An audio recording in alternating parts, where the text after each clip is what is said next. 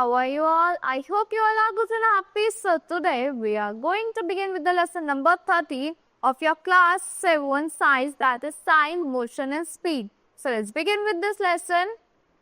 In day-to-day life, we see many things moving around us. A man walking along a road, boy cycling, a speeding car, a boy cycling, speeding car, moving dogs and cows, moving airplane, boat moving in a lake, flying birds and many other things which continually change their position and we say that object is in motion. हम day to day life में बहुत सारी चीज़ों को move होते हुए देखते हैं. लाइक कोई बॉय क्या कर रहा है, साइकिलिंग कर रहा है, कोई कार मूव हो रही है, कोई बर्ड फ्लाई कर रही है स्काई में, कोई बोट मूव हो रही है लेक में. किस वजह से होती है ये? जो एक प्लेस से जो दूसरी प्लेस पे जो मूवमेंट होती है वो क्या, इसको हम क्या कहते हैं? वो इस वजह से होती है कि वो मोशन में है. सो motion makes the world go round. Motion क्या करता है? वर्ल्ड को, पूरे वर्ल्ड को गो मतलब मूवमेंट में हेल्प करता है, गो करने में, राउंड में. When we think of motion, we often think of cars, bicycle, kids running, basketball bouncing and airplanes flying. But motion is so much more. So खाली मोशन यही नहीं है कि एयरप्लेन फ्लाई हो रहे हैं, किड्स रन कर रहे हैं, वही बॉय बाइसिकल कर रहा है, कार्स मूव कर रही हैं. सो वो उससे भी ज़्यादा होता है motion. Like a body is said to be in motion if it changes its position. Body को हम क्या कहते हैं? वो मोशन है अगर वो हल्की सी अपनी पोजीशन को चेंज कर लेती है with respect to fixed points or objects around it.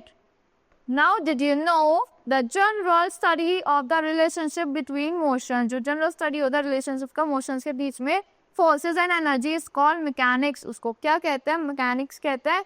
Time is the elementary quantity like length and mass. Time का elementary quantity है length और mass की तरह. And any phenomena which repeats itself after an equal interval of time. एक ऐसा phenomena जो repeat करता है उसको अपने आप एक इक्वल इंटरवल ऑफ टाइम के बाद and can be use for the measurement of time. और उसको हम किस में यूज कर सकते हैं? मेजरमेंट ऑफ टाइम में यूज कर सकते हैं. The SI unit of time is second. जो एसआई यूनिट होता है टाइम का वो क्या है? सेकेंड है. इट इज डिफाइंड एज 1 पर 86400th part of the mean solar day. Now measuring of time, कैसे मेजर करते हैं आप टाइम को?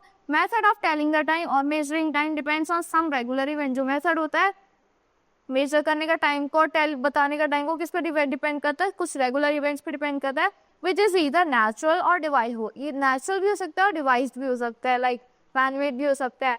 The sun has provided us with a natural clock which count in year. हमारे sun ने हमें क्या प्रोवाइड कर रखा? नेचुरल क्लॉक प्रोवाइड कर रखे जिसे हम ईयर्स में काउंट करते हैं. As the earth travels in an orbit round it and in days as earth rotate on its own axis. Days में कैसे जैसे अर्थ रोटेट करता है अपने एक्सिस पे, और ईयर्स में कैसे जो अर्थ ट्रेवल करता है अपने ऑर्बिट पे. Now instrument of for the अपने ईयर्स में कैसे जो अर्थ ट्रेवल करता है अपने ऑर्बिट पे. Now instruments for the measurement of time in ancient times. There were instruments which are used to measure the time. बहुत सारे इंस्ट्रूमेंट्स होते हैं किसमें यूज होते हैं मेजर करने में टाइम को. some are sundials. Like a sundial is simple instrument for reading time. क्या एक simple instrument है किसमें यूज होता है? टाइम को रीड करने में यूज होता है during daylight hours and the position of the sun. daylight hours सन की पोजीशन को देखते होता है ये. It is based on the property that position and length of shadow cast by object changes with time. जो क्या होता है? प्रॉपर्टी होती है जो पोजीशन की एंड लेंथ ऑफ शेडो जो कास्ट होती है एक ऑब्जेक्ट पे टाइम के साथ वो चेंज होती है. Now a sundial with Roman numeral as you look at this dial, which direction you face. अगर आप इस डायल को देखोगे किस डायरेक्शन में आप फेस कर रहे हो. Now sand clock. A sand clock is also as an hourglass. Sand clock क्या एक hourglass है. So it is used to measure time. वो किस में यूज होती है? टाइम को मेजर करने में यूज होती है. Sand travels from one chamber of clock from one narrow tube to another chamber. एक क्लॉक चैम्बर से दूसरे चैम्बर में कैसे मूव करती है? एक नैरो ट्यूब से. Hours, glasses and other designs of sand clocks normally taken जो hours होता है, glasses होता है, नॉर्मल सैंड क्लॉक से किसको क्या लगता है? 1 hour लगता है for the sand to trickle down. Sand को ट्रिकल करने में नीड down. So from top chamber to the bottom chamber. Some hour glasses are made using mercury. कुछ hour glasses किससे यूज होते हैं? अब क्या बनके मरकरी यूज करके. And it works in the same way. The casing of the hour glass can be design decorative, जो कैसी होती है आवर ग्लास की, वो कैसे डिजाइन हो सकती है, डेकोरेटिवली डिजाइन हो सकती है। सम आर इवन हैंडमेड, और कुछ कुछ क्या होती है, हैंडमेड होती है। Now modern measurement of time, modern measurement कैसे होता है टाइम का। Nowadays we do not use the sundials or sand clock to measure time। आजकल हम क्या नहीं यूज करते, sundial या sand clock को यूज नहीं करते टाइम को मेजर करने के लिए। We need modern instrument which measure time more efficiently। हमको क्या चाहिए होते, मॉडर्न इंस्ट्रूमेंट चाहिए होते जो मेजर कर देते हैं टाइम को more efficiently and which can deliver time at any instant we want, और डिलीवर करते हो टाइम को एक किसी भी इंस्टेंट में जो हमें चाहिए होता है। क्लॉक्स और watches are the most common time measuring devices. आजकल क्या है, क्लॉक्स और वॉचेस क्या है, बहुत useful measuring devices है।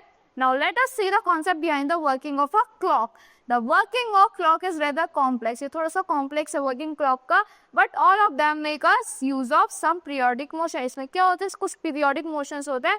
One of the most well-known periodic motion is that of a simple pendulum। वो बहुत well-known motion क्या है, एक simple pendulum जो आपका move होता है। Now simple pendulum। So a simple pendulum consists of a small metallic ball known as bob suspended by a long thread from rigid support such that the bob is free to oscillate back and forth। एक क्या होता है, simple pendulum होता है जिसमें क्या होता है, स्मॉल मेटेलिक बॉल होती है जो सस्पेंडेड होता है लॉन्ग थ्रेड से, उसमें रिजिड सपोर्ट प्रोवाइडेड होते हैं सच दैट जो बॉब होता है वो तो फ्रीली मूव करता है और ऑसिलेट करता है back and fourth. So initially a pendulum is at the rest, it means in its position। जो initially क्या होता है, pendulum rest में होता है अपनी mean position पे। When the bob of the pendulum is released, जब bob होता है जो pendulum को release हो जाता है, after taking it slightly to one side, अगर एक तरफ ले जाने के बाद it begins to move to, वो begin करता है move करना and fro। As you can see in this picture, so the to and fro motion of a simple pendulum is an example of periodic or an oscillatory motion। जो to और fro motion है simple pendulum का, वो किसका example है, periodic और oscillatory motion का example है। Now the pendulum is said to have completed one oscillation. Pendulum को क्या कहते हैं, कंप्लीट कर दी उससे one oscillation. When its bob starting from its mean position O, जब उसका बॉब स्टेयर करता है इसके मीन पोजीशन से ओ से, वो मूव करता है ए से फिर बी पे, सो एंड बैक टू फिर ओ पे आ जाता है वो। The pendulum also completes one oscillation when it Bob moves from one extreme position. Pendulum एक ऑसिलेशन कंप्लीट कर देती है जब उसका बॉब मूव करता है एक एक्सट्रीम पोजीशन से ए से द अदर एक्सट्रीम पोजीशन से बी तक एंड कम्स बैक टू ए, फिर सो कहाँ जाता है, ए पे आ जाता है। The time taken by the pendulum to complete one oscillation is called the time period। जो टाइम लगता है एक ऑसिलेशन कंप्लीट करने में उसको क्या कहते हैं हम, टाइम पीरियड कहते हैं। Now pendulum clock in 1656 Christian Huygens, Dutch scientist जो थे, made the first pendulum clock। उन्होंने पहली pendulum clock बनाई थी with a mechanism using a natural period of oscillation। उनका mechanism था natural period of oscillation use करना था। Galileo Galilei is credited in most historical book। Galileo Galilei को credit मिला है बहुत सारी हिस्टोरिकल बुक्स में for inventing the pendulum as early as 1582। उन्होंने early invent कर दिया pendulum को 1582 में, but his design was not built before his death। उनकी डेथ से पहले वो डिजाइन नहीं बन पाया था। Huygens clock when built had an error of less than only 1 minute a day। उनको एक Huygens ने जो क्लॉक बनाई थी उसमें 1 minute a day का बस हल्का सा एरर आ गया था। This was a massive leap in the development of maintaining accuracy and this had previously never been achieved। So later refinements to pendulum clock reduced this margin। जो later जो refinements हुई clock pendulum में उसने reduce कर दी इस margin को of errors to less than 10 seconds a day। So a balanced wheel connected to a hair spring। जो एक बैलेंस व्हील कनेक्टेड होता है किस पे, हेयर स्प्रिंग में, शो पीरियोडिक मोशन, वो एक पीरियोडिक मोशन दिखाता है। These are called winding clocks। इसको क्या कहते हैं, winding clocks कहते हैं। And watches because they are run by a winding or special kind of spring। वो किससे रन होती है, विंड से या स्पेशल काइंड ऑफ स्प्रिंग से, with the help of winding की। किसकी हेल्प से, विंडी की हेल्प से। Even these watches and clocks are not use much these days. आजकल ये वाली क्लॉक्स और वॉचेस यूज नहीं होती हैं। Now latest trend in measuring of time. Latest trend क्या आ गया, टाइम को मेजर करने के लिए।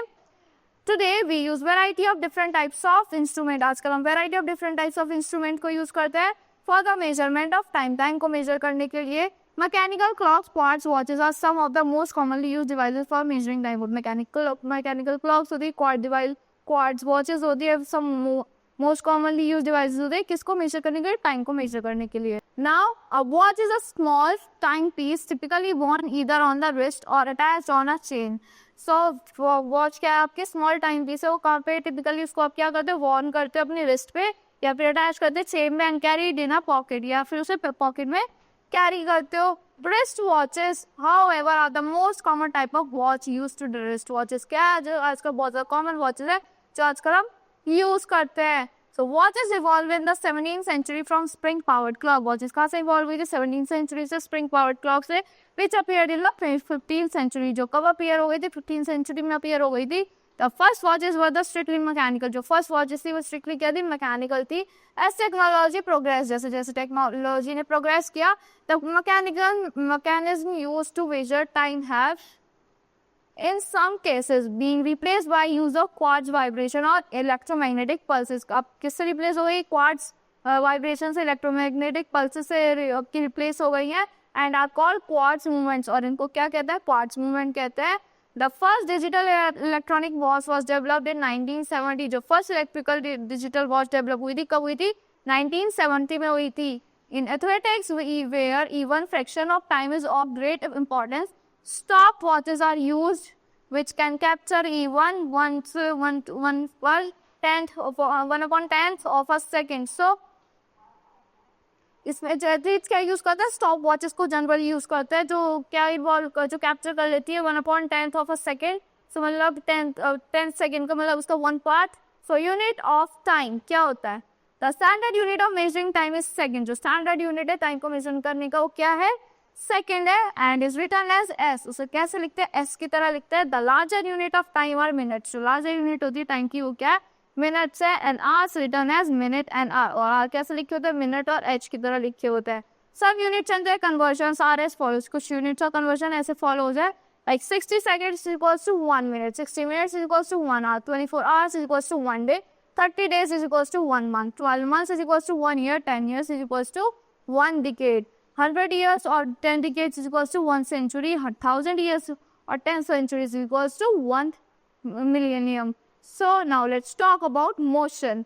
In physics, a thing which we can see, touch or and feel is called an object or a body.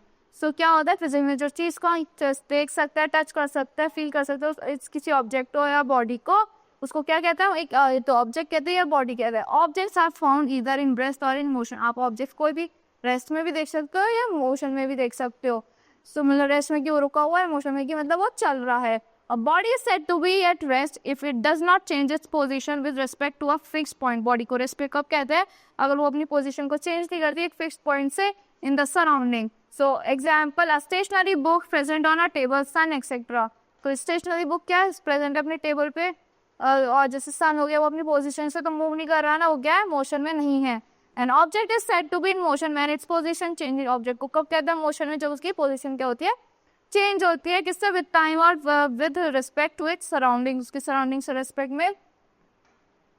Example, moving bus, walking people etc. if a body covers equal distance in equal interval, अगर body cover करती है equal distance equal interval में of time में, it is said to be in uniform motion. उसको क्या कहते हैं, uniform motion में कहते हैं. while if the body covers unequal distance, अगर बॉडी क्या कवर करती है, unequal distance उसको कवर करती है in equal intervals of time, it is said to be in non uniform motion. उसको हम क्या कहते हैं, non uniform motion में कहते हैं. Now there are different types of motion like rectilinear motion. different types के motion होते हैं, जैसे rectilinear motion हो गया, circular motion हो गया, rotational motion हो गया. occurs when an object spins. जब ये कब अगर होता है, जो एक ऑब्जेक्ट क्या होता है, spin करता है, and periodic motion. Now let's talk about rectilinear motion. rectilinear motion refers to motion that occurs in a straight line. ये ऐसा motion होता है जो अगर होता है straight line में. An example of rectilinear motion is a car. example क्या है, car हो गया, that is driven along a straight line. Now let's talk about circular motion. Circular motion can be described as movement of an object. कैसे describe होता है, एक movement होता है एक object का in a circular manner maintaining a uniform angle. जो maintain क्या करके रखता है, एक uniform angle maintain करके रखता है. Now rotational motion. Rotatory motion can be defined as the spinning. कैसे define हो सकता है, spinning की तरह, turning without change in linear position that takes place around a axis जो करंट एक्सप्रेस कराता है उसके एक्सिस के around. Periodic motion is defined as motion that is repeated in equal intervals of time. जो कैसे रिपीट होता है? इक्वल इंटरवल्स ऑफ टाइम में रिपीट होता है. The earth rotating sun is an example of periodic motion. जो earth rotate होता है सन के अराउंड वो किसका एग्जाम्पल है? पीरियोडिक मोशन का एग्जाम्पल है. Identify the type of motion made by the object in the given picture. आपको आइडेंटिफाई करने टाइप ऑफ मोशन जो गिवन है इस पिक्चर में, right it in the blank space. Car moving a straight line. जो car move कर रही है स्ट्रेट लाइन में. This is the spinning top. वो अपनी एक ही पोजीशन से मूव कहीं और तो नहीं करा, ये मोशन में नहीं है. And this is in the motion. Now और रोटेशनल मोशन में है ये, और ये किस में? पीरियोडिक मोशन में. किस में? You have to identify and write over here. Now moving blades of a fan, pendulum of a clock, किस मोशन है? You have to write the example, different types of motion over here. Now slow and fast motion क्या होता है? Speed. Things are always moving in the world. जो things है हमारे world वो हमेशा move करती रहती है. Some things move fast. कुछ चीजें fast move करती है. Cars and trucks for example, that is along on a freeway.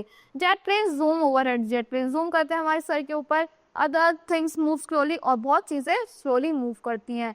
For example अर्थफॉर्म्स हो गए, बग्स हो गए, क्रॉल करते हैं वो along the soil underground. Now whether we are moving slow और फास्ट, अगर हम स्लो और फास्ट भी मूव कर रहे हैं, all moving things have speed. हर मूविंग थिंग में क्या होता है? स्पीड होती है. Speed is the measurement of how quickly और slowly something is moving. Speed क्या है? मेजरमेंट है कि कोई क्विकली और स्लोली कोई चीज कैसे मूव कर रही है. There is an another way of thinking about speed. एक दूसरा वे है स्पीड के बारे में सोचने का. Speed is the time it takes for something to move a set distance. Speed क्या? एक टाइम है जो मूव करने में एक सेट डिस्टेंस पे. An airplane can fly from Delhi to Pune in less than a car drive there. It's airplane एक move fly कर सकता है दिल्ली से पुणे तक जिससे कम में भी, जैसे कार ड्राइव करती है वहां तक. The distance is about the same. Distance तो सेम होता है. So the plane speed is faster than the car. तो मतलब क्या हुआ? प्लेन की स्पीड क्या हुई? फास्टर हुई कार से. So speed of a moving object is the distance traveled by it in unit time. The speed क्या है moving object का? क्या है? distance travel होता है unit time में. Mathematically, if we have distance d to cover and recover it in t time interval, then the speed will be determined by speed formula. Like speed is equals to distance travel upon time taken is equals to d upon t. Suppose a bike travel a distance 400 kilometer. In 10 hour, अगर bike ने travel करा 400 kilometre 10 hour में, direct speed will be speed is equals to distance travel upon time taken that is 400 upon 10 hours equals to 40 kilometre per hour की speed से travel करा उसने. The speed of this bike is 40 kilometre per hour. Units of speed. Now the standard unit is SI of distance is metre and that of time is second. Metre की क्या SI distance की क्या है? Metre. और time की क्या है? Second है. So the standard unit of metre speed, तो standard unit of speed is metre per second और M per S. So the speed of fast moving objects like car, train, bikes is usually express in the unit of kilometre per hour. जो speed होती है fast moving object की, जैसे car हो गया, train हो गया, बाइक हो गया, किससे यूजुअली एक्सप्रेस होती है? जो यूनिट होती है किलोमीटर पर आवर की. Now speedometer and odometer. Many of us have seen a speedometer and odometer attached to bands of a vehicle. हमने देखा है स्पीड और ओडोमीटर की अटैच होती है किससे? बैंड ऑफ अ व्हीकल से. Speedometer measure speed of a vehicle in kilometre per hour. जो स्पीडोमीटर क्या होती है? मेजर करती है स्पीड ऑफ व्हीकल्स किससे? किलोमीटर पर आवर से. Whereas odometer measure distance moved by vehicle in kilometers. Till that movement जो odometer होती है मेजर करता है distance moved by vehicle इसमें kilometre. Till that minute, till that movement. The speedometer actually shows the measures of revolution that the wheel makes per unit time when in motion. ये क्या denote करता है कि actually show the major, वो major भी करता है जो रिवॉल्यूशन होता है व्हील का, जो वो करता है एक पर यूनिट टाइम में मोशन कितनी बार कर रहा है, व्हेन इन मोशन, जब वो मूव कर रहा होता है. Now average speed, one relationship between space and time can be illustrated by answering the question how fast we are going. किससे? How fast we are in, how fast were you going. Actually there are two ways to answer this question. दो तरीके से question को answer करने के. One में look at the total trip, आपको total trip पे देखना है. Whereas the other consider the movement by the movement details of the trip. For the total, we use for the total trip description, we use the concept of average speed, which is defined as the total distance. वो किससे defined होता है? Total distance traveled divided by the time it took to cover this distance. Now mathematically average speed क्या होती है आपकी, कैसे निकल सकते हैं उसको? Total distance upon total time taken is equal to d upon t. So this ratio of distance over time gives the average rate at which the cars or any vehicle position changes. कि एक कितने time में एक vehicle ने, car ने position अपनी change करी है. Speed is quantitative measure of how rapidly the changes take place. Speed क्या क्वांटिटेटिव मेथड है मेजर करने का, हाउ कितनी रैपिडली की एक स्पीड, मतलब एक चीज ने अपनी कितनी देर में, how rapidly the changes take, मतलब कितनी जल्दी चेंजेस हुए हैं उससे मतलब एक जगह से दूसरी जगह पे जाने के लिए. Now numerical one, what is the average speed of an aeroplane that flies 3000 miles in 6 hours? Average speed क्या होगी इस aeroplane की? So using our definition of average speed, we have average speed is equal to d upon t, मतलब total distance covered upon total time taken, like 3000 miles upon 6 hours is equals to 500 miles per hour. 500 miles per hour की speed से वो travel करा है. Now distance times time graph. The progress of an object like a cyclist can be plotted on a graph like distance in meter. Here is the time in seconds. Now वो कैसे move कर, distance time graph showing the constant velocity, वो constant rate पे move कर रहा है. Now the graph shows how far the bicycle travel in each second, कि कितनी दूर हर सेकंड में एक bicycle travel कर रही है. Graph like this are called distance time graph because they are used to represent the distance something has traveled against time. Now notice that graph is straight line because वो जो graph है straight line क्यों है? क्योंकि the cyclist is traveling at the steady speed, क्योंकि cyclist जो है एक equal speed पे steady same speed पे वो travel करता जा रहा है. The steeper the slope of the line, the greater the speed. जितना steeper होगा the slope होगा line का वो greater होगी, उतनी ही ज़्यादा उसकी speed. So now drawing our distance time graph. आप कैसे draw कर सकते हो distance time graph को? Begin making your graph by setting up the x and the y axis. पहले आपको x axis बनाना है, फिर y axis बनाना है. X axis और y axis बनाना है. A convention is that time always is the x axis. वो कहाँ आएगा आपका time? X axis पे आएगा. You can remember this by remembering that time always marches on. कि आप ऐसे remember करते हो कि time हमेशा march on करता रहता है, हमेशा चलता रहता है. It is the horizontal, वो हमेशा horizontal होता है. Label the x axis in second. आपको x axis को seconds में label करना है. And show division along the line that are linearly spaced. आपको division show करनी है line में जो linearly spaced होता है. And span the range of time values from 0 to the upper limit of time. वो span करना है आपको range time value को 0 से upper limit of the time that your point show, जो आपका point दिखाता है. Now label your y-axis as the distance axis. आपको y-axis को distance axis में label करना है. Show the unit of distance on the axis. आपको distance unit दिखानी है axis पे अपने. Show the linearly marked divisions along the axis and 0 to the largest distance. Value your data exhibits. So place marks on the graph. आपको क्या करने हैं? Marks place करने graph पे that correspond to the point in your data table. Now the individual measurement of time versus distance collected during an experiment are marked as points on the graph. कैसे marked होते हैं? Points की तरह marked होते हैं graph पे. Now you have to draw the line through all the points marked on the graph. Line draw करनी जो भी points marked हैं आपके graph पे. Estimate the straight line. आपको estimate करनी है straight line that goes as close to each of the point as possible. उसका close जाना है each of the point पे जितना हो possible हो. If the point form a linear progression, अगर point आपको क्या form करता है? Linear progression form करता है. Always remember the slope or gradient of a distance graph. Time represents the speed at the particular point. The instantaneous speed, जो instant speed है, look at the graph above at the corresponding table and try to make the connection. आप graph पे देखो जो corresponding movement और connection देखो कि 10 meter 1 second में cover करा है उसने. So this is the y-axis and this is the x-axis. Now interpretation. This chart and table indicates at 0 unit time. 0 unit time पे क्या indicate कर रहा है वो? The distance covered is 0 unit. यहाँ पे 0 unit distance cover हुआ है. After 2 units के बाद क्या हुआ? Second minute per hour. Time the distance covered is 20 unit. जो time cover हुआ है वो 20 units है 2 से. So similarly after 4 unit time the distance covered is 40 units. 4 unit time के बाद क्या distance जो cover हुआ है 40 units है वो.